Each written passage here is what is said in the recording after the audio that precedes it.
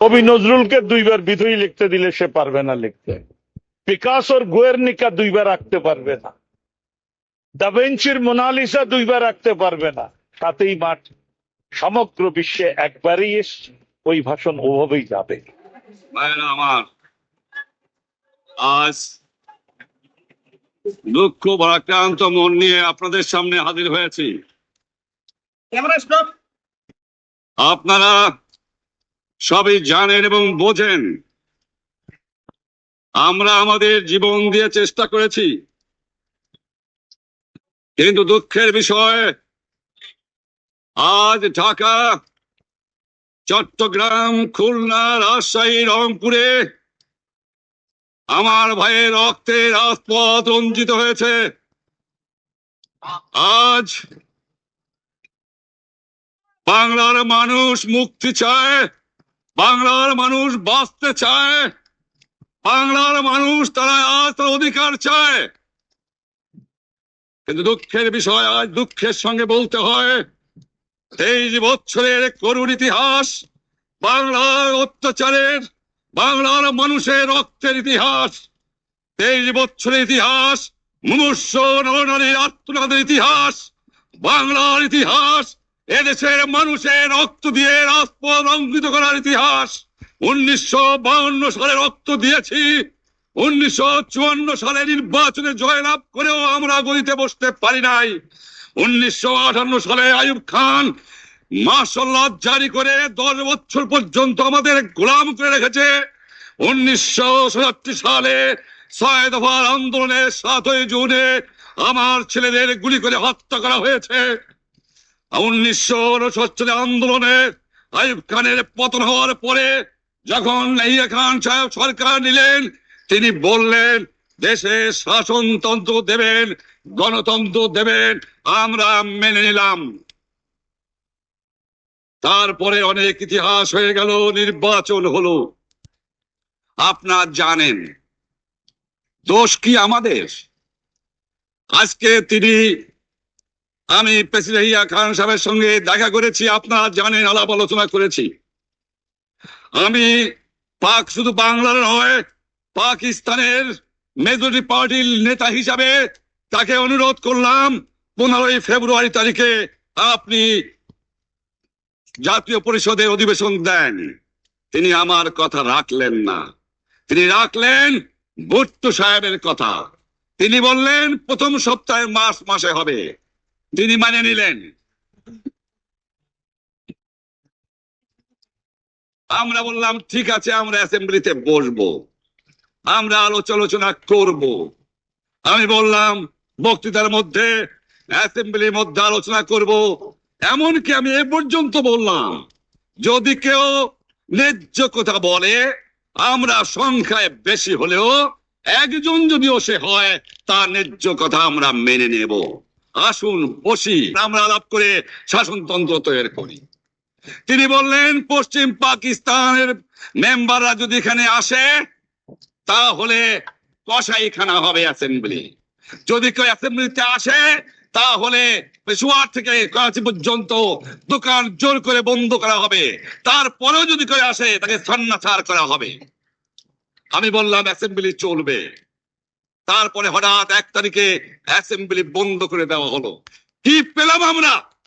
আমার পয়সা দিয়ে অস্ত্র কিনেছি বহিঃশত্রু আক্রমণ থেকে দেশকে রক্ষা করার জন্য। আজ সেই অস্ত্র ব্যবহার হচ্ছে আমার দেশের গরিব দুঃখী নিরস্ত্র মানুষের বিরুদ্ধে, তার বুকের উপরে হচ্ছে গুলি। আমরা পাকিস্তানের সংখ্যাগুরু, আমরা বাঙালিরা যখনই ক্ষমতায় যাওয়ার চেষ্টা করেছি, যখনই এদেশের মালিক হবার চেষ্টা করেছি, তখনই তারা আমাদের উপর ঝাঁপিয়ে পড়েছেন। তারা আমাদের ভাই।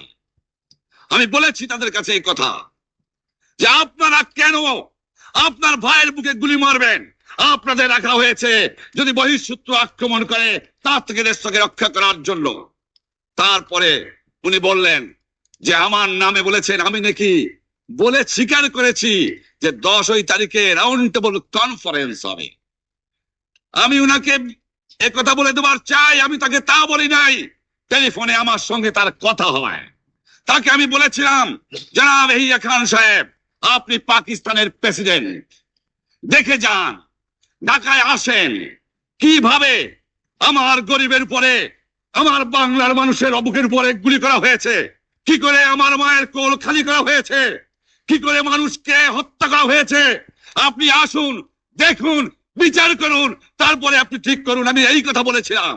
হঠাৎ আমার সঙ্গে পরামর্শ না করে বা আমাদের সঙ্গে আলোচনা না করে 5 ঘন্টা গোপনে বৈঠক করে যে বক্তৃতা তিনি করেছেন এবং যে বক্তৃতা করে অ্যাসেম্বলি করেছেন, সমস্ত দোষ তিনি আমার উপরে দিয়েছেন, বাংলার মানুষের উপরে দিয়েছেন।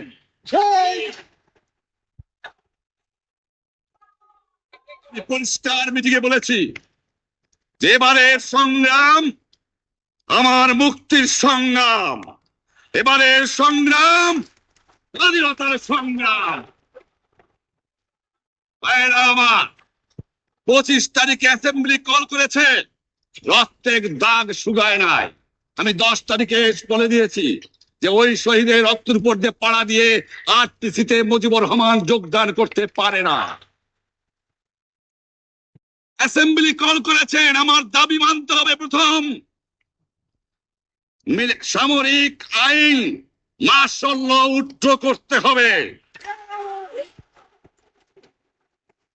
সমস্ত সামরিক বাহিনীর লোকদের ব্যারাকে ফেরত দিতে হবে, যেভাবে হত্যা করা হয়েছে তার তদন্ত করতে হবে, আর জনগণের প্রতিনিধির কাছে ক্ষমতা হস্তান্তর করতে হবে। তারপরে বিবেচনা করে দেখব আমরা অ্যাসেম্বলিতে বসতে পারবো কি পারবো না। এর পূর্বে অ্যাসেম্বলিতে বসার, আমরা অ্যাসেম্বলিতে বসতে আমরা পারি না। জনগণ সে অধিকার আমাকে দেয় নাই। ভাইয়েরা আমার, তোমরা আমার উপর বিশ্বাস আছে? আমি প্রধানমন্ত্রিত্ব চাই না, আমরা দেশের মানুষের অধিকার চাই। আর যদি একটা গুলি চলে, আর যদি আমার লোকের উপর হত্যা করা হয়, তোমাদের উপর কাছে আমার অনুরোধ রইল, প্রত্যেক ঘরে ঘরে দুর্গ করে তোলো। তোমাদের যা কিছু আছে তাই নিয়ে শত্রুর মোকাবেলা করতে হবে, এবং জীবনের তরে রাস্তাঘাট যা যা আছে সবকিছু আমি যদি হুকুম দেবার নাও পারি, তোমরা বন্ধ করে দেবে। তোমরা আমার ভাই, তোমরা বাড়াকে থাকো, কেউ তোমাদের কিছু বলবে না, কিন্তু আর আমার বুকের পর গুলি চালাবার চেষ্টা করো না, ভালো হবে না। 7 কোটি মানুষকে চাপায় রাখতে পারবো না। আমরা যখন মরতে শিখেছি তখন কেউ আমাদের দবাতে পারবে না। যে পর্যন্ত আমার এই দেশের মুক্তি না হবে, খাজনা ট্যাক্স বন্ধ করে দেওয়া হলো, কেউ দেবে না।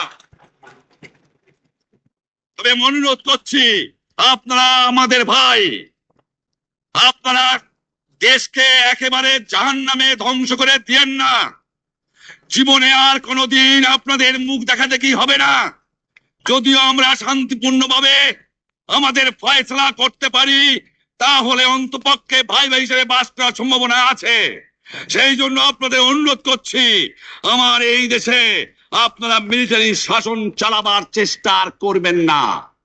দ্বিতীয় কথা, প্রত্যেক গ্রামে, প্রত্যেক মহল্লায়, প্রত্যেক ইউনিয়নে, প্রত্যেক সাব ডিভিশনে আওয়ামী লীগের নেতৃত্বে সংগ্রাম পরিষদ গড়ে তোলো, এবং তোমাদের যা কিছু আছে তাই নিয়ে প্রস্তুত থাকো। মনে রাখবা, রক্ত যখন দিয়েছি, রক্ত আরো দেব, এদেশের মানুষকে মুক্ত করে ছাড়বো ইনশাআল্লাহ। এবারে সংগ্রাম আমাদের মুক্তির সংগ্রাম, এবারে সংগ্রাম স্বাধীনতার সংগ্রাম। আপনারা আমার উপরে বিশ্বাস নিশ্চয়ই রাখেন। জীবনে আমার রক্তের বিনিময়েও আপনাদের সঙ্গে বেইমানি করি নাই। প্রধানমন্ত্রিত্ব দিয়ে আমাকে নিতে পারে নাই, ফাঁসি কাজটা আসামি দিয়ে আমাকে নিতে পারে নাই। যে রক্ত দিয়ে আপনারা আমাকে একদিন জেলের থেকে বার করে নিয়ে এসেছিলেন, এই রেসকোর্স ময়দানে আমি বলেছিলাম আমার রক্ত দিয়ে আমি রক্তের ঋণ শোধ করবো, মনে আছে? আমি রক্ত তোমার জন্য প্রস্তুত। আমাদের মিটিং এইখানে শেষ। আসসালামু আলাইকুম। জয় বাংলা।